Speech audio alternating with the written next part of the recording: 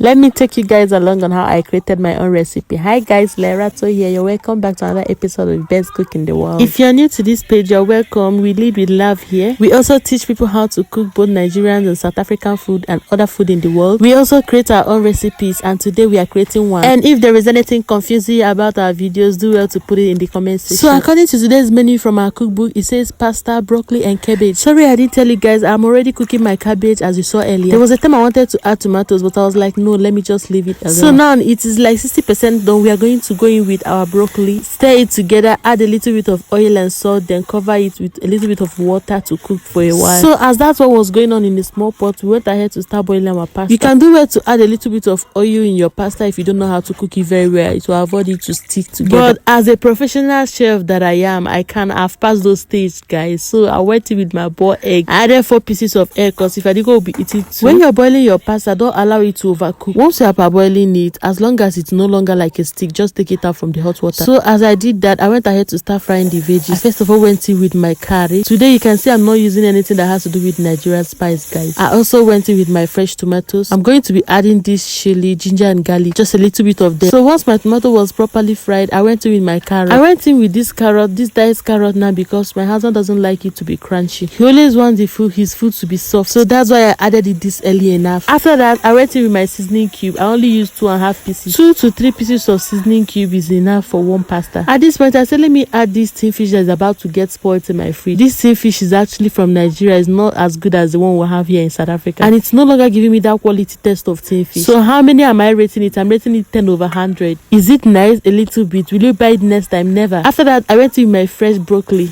and then I started stirring everything together. At this point, the food has come together. It's time to add our pasta. You know, when you take your pasta out of the water and you leave it to start frying your tomatoes, when you come back, you see that it's like a kind of sticks together. So how you do with this thing is just to add a little bit of water, then do as if you're washing it. It's going to loosen again, and then it becomes slimy again for it to go very well and smooth in the pot. At this point, this is what we got after the whole cooking. Guys, call me Chef Lerato. You see, camera is not doing justice to my food, guys. Even my hyping and my mouth that is not even doing justice. Look at gravy now. Let me explain this food for you guys. So as a Nigerian lady living in South Africa as Kwere, but with the love of South Africa, she cooks South African food. I am cooking and mixing South African food and Nigerian food. Hey! The pasta is from Nigeria, while the cabbage is from South Africa, and the broccoli is from India. See you in my next video. I love you and bye.